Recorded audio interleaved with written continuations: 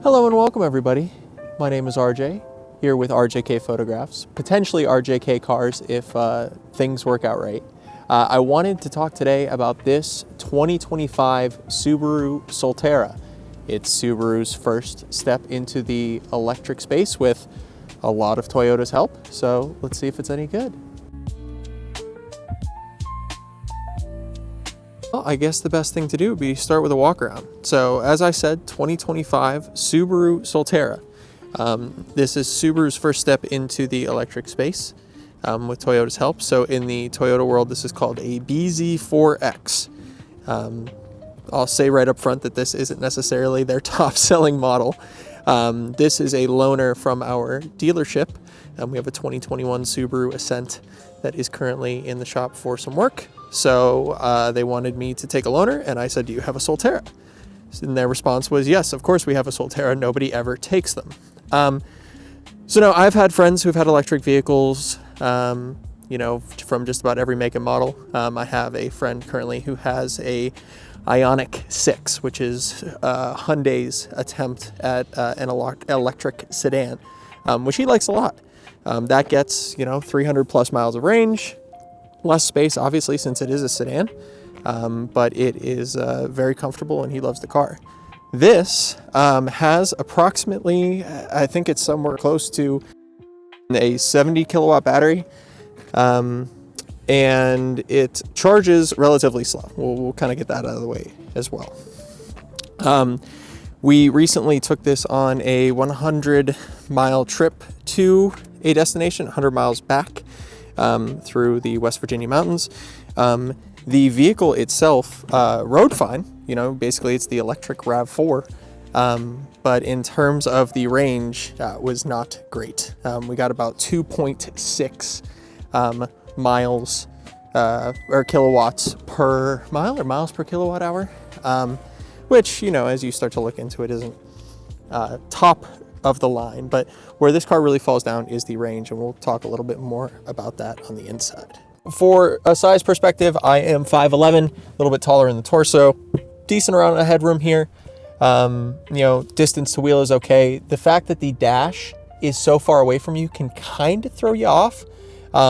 It does somewhat act like a heads-up display, but there's really not too much to see on it. You're able to see your distance to empty, your miles per kilowatt, which right now is 2.7 miles per kilowatt after the road trip and charging up overnight. In addition to that, the charge was 60% when we arrived home, left it plugged in overnight, and I'm at 88. So not horrible over the course of probably 12 hours, a little over, but definitely something that you would wish to see a little bit better. So let's check the back seats and see how the car seats fit. In terms of car seats, I have two little ones, a 2-year-old and then a 5-month-old. No problem with car seats. Honestly, it almost feels like a little bit more room than the Subaru Ascent that we have. But those seats do slide forward and backward a little bit more in the minivan setup. Down here, we just have heated seats and USB-C charging. Nice to see USB-C charging instead of USB-A, a little bit higher charging capacity. And like I said, interior, these are the back seats, right? But still materials are just, hard plastics, piano black, which if you have kids, might not be ideal. To go into the back here, we have a power lift gate, which does have a lock button on the back. And overall, it's still got the plastic and everything, but in terms of being able to keep a carry bag that has everything, and then a little seat, and we were able to pack up enough stuff for a 5-day trip. Like I said, size of a RAV4, in terms of luggage space and everything like that. And it does come with the Harman Kardon stereo, which has the subwoofer. One thing I don't understand, and maybe it's a design perspective just for aerodynamics, is I never really got having this aggressive of a slope when I would think that much extra wouldn't cause so much of an issue. You would think that you'd be able to get more space, more things, and not have to sacrifice there. But overall, we have these larger wheel and tire setup. These are 20s with 235 50s. So tires, you're gonna have to pay a little bit extra for tires since they are just a bigger overall size. I might as well show you the frunk as well. So I say frunk, although there's not really too much going on up there. Extremely technical. So, you know, and me personally, I don't love the idea of frunks only because you don't really use them all that much. But I mean, you know, you have everything you need: windshield washer fluid, some battery coolant. I currently have the car on right now, so you're going to hear a hum of the HVAC system, your standard 12-volt battery, and then your electric motor here.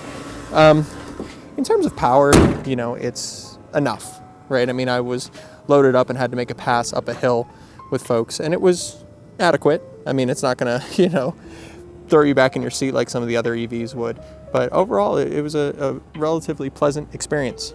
Now, in terms of actually charging the vehicle, so while on this trip, we were able to use a 110 outlet to charge the vehicle. And it worked fine. You know, we plugged it in overnight, and we got at our destination leaving here with 60. We stopped to charge halfway through the trip, stayed for about maybe 15, I think it was more than that. I think it was maybe 25 or 30 minutes.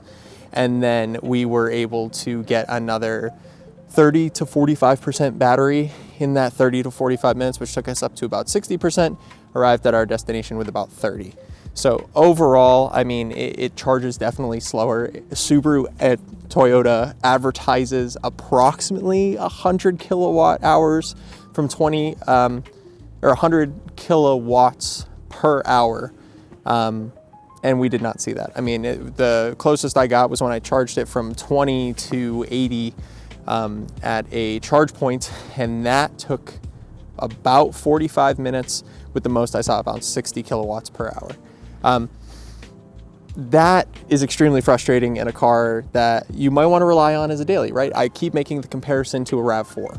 So the utility of a RAV4, especially if you were to get a hybrid RAV4, I mean, that's everything you could ask for, right? I mean, it's a utility vehicle. You can just fill up in a matter of seconds and it gets 40 miles per gallon and is cheaper than this. Here you have to suffer with about 200 miles of range, extremely slow charging. And it's really hard to recommend to people, especially with the $50,000 price tag. That being said, when Subaru did a crazy lease deal, they were able to do probably, I think it was like $200 and some per month, being able to get this car for that amount of money. That makes a little bit more sense. Like I said, $50,000, if you're making a payment on this of $600-700 a month, not worth it. But if you were to get this for a lease deal, half decent. Would I recommend this to my parents? Absolutely not. Like I said, not the right fit, not going to be easy. It's not plug and play. There's a lot of stuff going on here that you have to work on. For example, plugged in and charged for approximately 40 minutes at our location, used the guest feature charging of ChargePoint and was unable to stop the charge. I had to get on the phone with support, have them stop the charge from the remote side, because there was no stop point, there was no stop button on the ChargePoint charger, there was no way to stop from inside the vehicle, and my app didn't pair the session with the actual charging session, and so I was stuck. So I had to call, and thankfully it only took maybe 5-10 minutes, but still something that's extremely frustrating. So as I was discussing with range, you know, you kind of get a mixed bag with a lot of these cars, right? There's a lot of advertised range. Environmentals take a lot of toll into this. As you can see down at the bottom here, we have 138 miles at 88%. So just to give some context, I left the location from our road trip yesterday at about 95%, 96%, and got here at about, to our home in about 60%. So not horrible, but if you do the math, 100 miles and you've used 40% of the battery, and that's in ideal conditions, you're probably going to only get 200 maybe miles out of this car. So overall, what do I rate it? It's going to be low. I would say you're probably going to rate it at maybe a 5 out of 10. Redeeming qualities being the fact that it is a Subaru, so you're going to get warranties and support, even though a lot of it is going to be stuff that techs aren't familiar with. You know, range is not great. The all-wheel drive system is useful if you're looking for something like that. But I really think where you're going to shine in this particular situation is if you were to get this car on a lease at a killer deal, you're going to make out all right. If you're making payments on this, little different. So yeah, it's my review of the 2025 Subaru Solterra. If you have any questions, feel free to put some comments down below. Let me know how I can answer them for you. And hopefully I can make this a series. Maybe I can get some more vehicles and start talking about not necessarily only electric vehicles, but just things that I find interesting. It just so happens that I had this and I know I don't see too much content on it, so I thought I'd put it out there.